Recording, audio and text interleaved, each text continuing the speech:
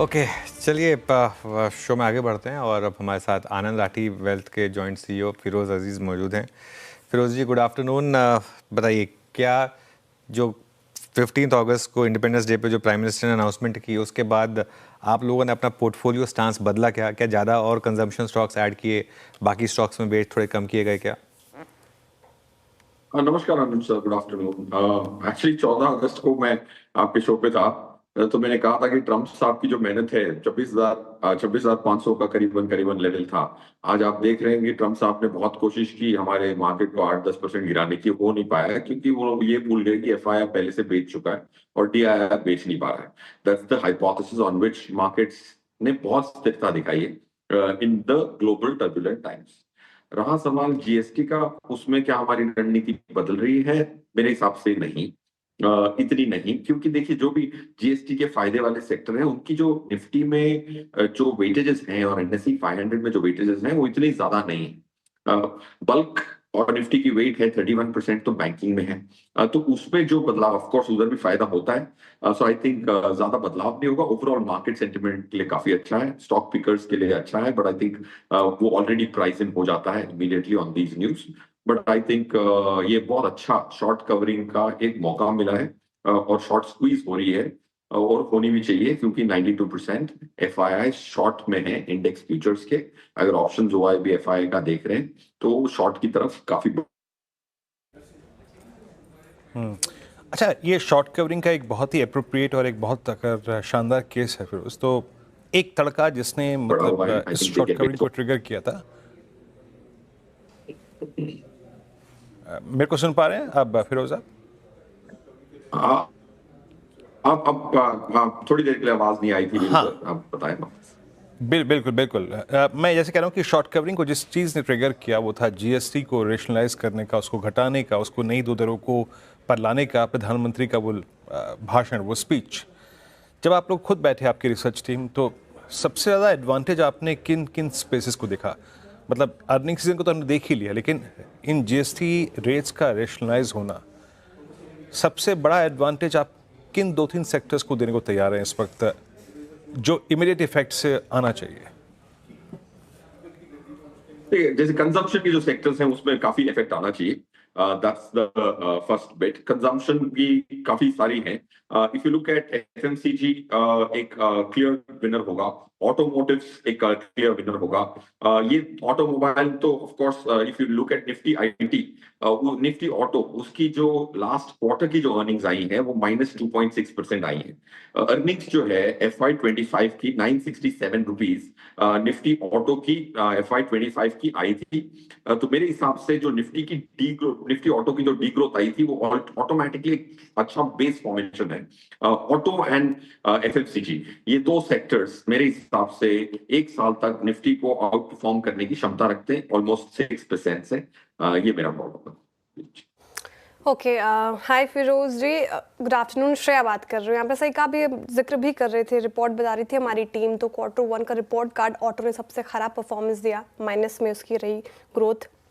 Consumption और automobile साथ ही FMCG space आपको अच्छा लग रहा है, लेकिन कंजम्पशन एज अ बास्केट बहुत ही वास्ट है। फिरोज, आप कैसे इसको सेग्रीगेट करेंगे? थोड़ा क्विक कॉमर्स स्पेस में अगर आए इटर्नल और स्विगी जैसे स्टॉक्स भी अच्छा परफॉर्म कर रहे हैं। इटर्नल्स के नंबर याद होंगे आपको, काफ़ी अच्छे रहे थे, और आज देखिए स्टॉक डे हाई पर कर रहा है कारोबार, लाइफ टाइम है 321 के लेवल पर। इस स्पेस को कैसे देख रहे हैं? कैसा रुझान रहेगा यहाँ पर आपका? श्रेया, मेरा ये मानना है कि जो कंजम्पशन सेक्टर्स जैसे आपने रीड आउट किए कपल ऑफ स्टॉक्स, ये ज्यादातर डिमांड एंड सप्लाई पे चल रहे हैं। इनकी जो फ्री फ्लोट्स हैं वो काफी सारी फ्री फ्लोट डोमेस्टिक इंस्टीट्यूशंस और इंडेक्स फंड्स के पास जा चुकी है। Eternal was one of the stocks Eternal was one of the stocks where the purchase was completely taken. That was the highest stock purchase in the domestic institution space. बिल्कुल। Sorry, आज लग रहा है कुछ दिक्कत आ रही है। अच्छा फिरोज जी, इस पूरे 2-3 दिन में हमने एक सेक्टर की बात ही नहीं की। हम इतना ज़्यादा मशगूल हुए हैं इसमें सब एफएमसीजी और ऑटोज़ में। आईटी पर क्या व्यू है आपका, क्योंकि ये मार्केट का सेकंड सबसे बड़ा सेक्टर है? आईटी का जो सेक्टर है सर, मेरे हिसाब से इसने निफ्टी को अंडर परफॉर्म किया है। इसमें जो वैल्यू बन रही है वो काफी अच्छी है। अनुज सर, आज आपने देखा होगा ये कॉल हमारा लास्ट 2-3 महीने से रहा है, इसमें काफी आउट परफॉर्मेंस की संभावना है। आई थिंक बेस फॉर्मेशन हो चुका है। आईटी की जो निफ्टी आईटी की जो कंपनियां हैं उसकी जो अर्निंग्स है वो ऑलमोस्ट अबाउट 13% से ग्रो हुई है लास्ट ईयर। ऑलमोस्ट अबाउट 12% से निफ्टी आईटी के 10 स्टॉक ग्रो हुए हैं। और ऑलमोस्ट आप अगर देख रहे हैं तो लास्ट क्वार्टर की भी इसकी अगर निफ्टी आईटी के जो 10 स्टॉक है उसकी अर्निंग्स वापस डबल डिजिट में आई है। So I personally think that Nifty can को बीट कर सकता है। 7% पर एनम का हमारा टारगेट रहेगा 2 साल का निफ्टी आईटी का, निफ्टी के आउट परफॉर्मेंस का टारगेट ये। अच्छा, एक चीज़ आपने और देखी होगी फिरोज, इन सारे बीते 6 महीने के आप इंसिडेंट्स को देख लीजिए, वॉर, जियोपॉलिटिकल टेंशन्स चरम पे, लेकिन क्रूड वो माइलेज नहीं ले पाया। डिमांड और सप्लाई दोनों ही डायनामिक्स को देखने के बाद अभी आप ओएमसीज पर, ऑयल मार्केटिंग कंपनीज पर या फिर ऑयल गैस पे क्या व्यू रखते हैं? ये तबका अभी इस पर आपका व्यू, इस पर कोई सेंस आपका? देखिए, ऑयल एंड गैस की जो निफ्टी जो डी ग्रोथ हुई है अर्निंग्स की, ऑलमोस्ट -33.2% की अर्निंग्स डी ग्रो हुई है last year. Nifty oil and gas की ऑलमोस्ट अबाउट 14 स्टॉक्स हैं। 42% इसका वेट है, 46% फ्री फ्लोट है, 9.6% की वेट है निफ्टी में।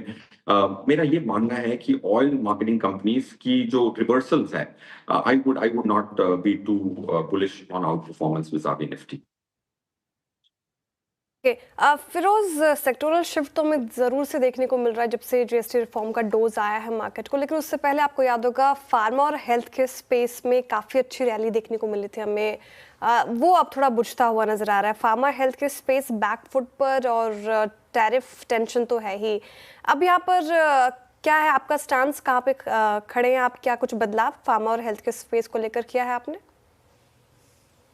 मेरे हिसाब से फार्मा अगेन, इसकी इसकी जो 20 कंपनियां हैं निफ्टी फार्मा में, उसमें से जो अर्निंग्स लास्ट क्वार्टर आई है वो काफी डिसअपॉइंटिंग रही है। -1.1% की डी ग्रोथ आई है।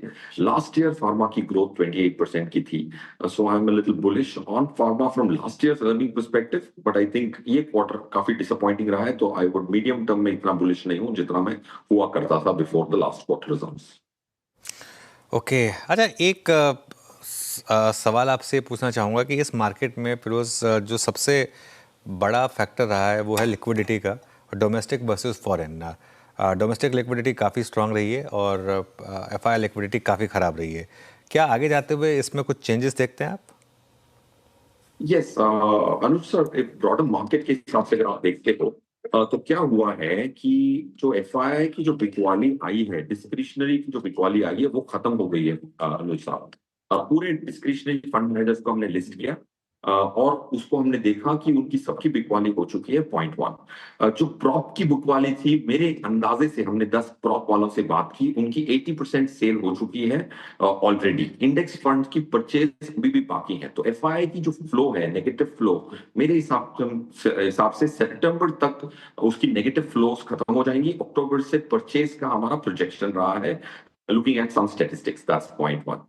डोमेस्टिक इंस्टीट्यूशंस की परचेज काफी बाकी है और डोमेस्टिक इंस्टीट्यूशंस में जो आज भी अगर हम अगस्त की आंकड़ा देखें, 18 अगस्त तक का मैं आंकड़ा देता हूं, स्मॉल कैप फंड में ऑलरेडी 4,200 करोड़ आ चुका है। ऑफ कोर्स ये आंकड़ा आईएमपी और सभी के पास थोड़ी देर बाद पहुंचेगा, बट हम एल्गोरिथमिकली कैलकुलेट करते हैं तो 4,200 करोड़ स्मॉल कैप में आ चुका है। इसका मतलब अभी भी सेंटिमेंट डोमेस्टिक इंस्टीट्यूशन रिटेलर्स का काफी बुलिश रहा है, एचएनआई का थोड़ा बेरिश रहा है। सो मेरा ये मानना है कि जो लिक्विडिटी आ रही है मार्केट में, जो डोमेस्टिक से आ रही है, वो बरकरार रहेगी। उसका पहला अंदेशा होता है कि स्मॉल कैप के फ्लोज अगर जीरो हो जाएं और नेगेटिव हो जाएं तो अब आपको कॉशन होना है।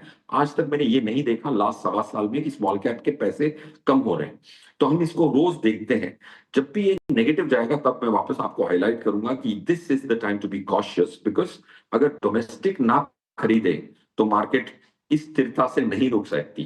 और डोमेस्टिक तब तक खरीदता जाएगा जब तक कि स्मॉल कैप में पॉजिटिव आ रहा है। That means Indian retailer is still bullish and that's the barometer we check on a daily basis to see if there is some sentimental reversal. आपका ये की इंडिकेटर। अच्छा, बैंकों पे बात अभी नहीं हुई हमारी। आई मीन जो आई थिंक एक्शन मिसिंग है आईसीआईसीआई बैंक में अच्छे नंबर्स के बावजूद HDFC बैंक 2000 के ऊपर डिलीवर नहीं कर पा रहा है। अभी फिरोज आपका झुकाव किस तरफ है? आई मीन बैंक निफ्टी अभी तक पार्टिसिपेट नहीं कर पाया किसी तेजी में, कल भी नहीं कर पाया था, आज भी बहुत नहीं कर पाया, थ्रेशोल्ड पॉइंट्स को पार नहीं कर पा रहा है। झुकाव आपका PSU बैंक्स पे है या फिर प्राइवेट बैंक्स पे है? प्राइवेट स्लाइटली अभी FIs की सेलिंग के रडार पर है, तो आपका झुकाव किस पे है? मेरा झुकाव प्राइवेट सेक्टर बैंक्स पे ही है। इंटरेस्ट रेट साइकिल जो रिवर्सल है वो इनको ज्यादा काम आएगी, क्योंकि प्राइवेट सेक्टर्स की जो लेंडिंग पैटर्न्स हैं उनकी जो निम सिर्फ बहुत सारे बिजनेसेस में उनकी डिवर्सिफाइड है। पब्लिक सेक्टर में I don't like the skew towards home loan business, उसकी जो निम है वो इतनी बढ़ नहीं पाती। तो my bet would be private sector banks. Nifty bank में 12 स्टॉक है, उसकी जो लास्ट क्वार्टर की अर्निंग्स है वो सिर्फ 830 रुपए आई है निफ्टी बैंक की, which I think is disappointing, which is 11% degrowth। तो ये जो रैली में ये पार्टिसिपेट नहीं कर पा रहे हैं, तो एवरेज जो निफ्टी बैंक की जो अर्निंग्स है। चलिए फिरोज, बहुत बहुत शुक्रिया, आप इस कार्यक्रम में शामिल हुए और सभी सेक्टर्स पर आए रखिए। आज आपके अगर आप देखें तो कनेक्शन में आपके से थोड़ा सा दिक्कत है आपके जुड़ाव में। निकट भविष्य में आपसे फिर मुलाकात होगी, बात होगी। अब आते हैं निफ्टी के लेवल्स पे। कल की तुलना में बहुत शानदार अगर आप देखें तो ये क्लोज है बहुत नज़दीक 24,970 25,000 के अनुज। अप्रोच क्या रहेगी इस प्राइस पर और कल के लिए आउटलुक? अप्रोच वही वीरू जो कल हमने ली थी, लॉन्ग पोजीशन कैरी करिए। कल आपको याद होगा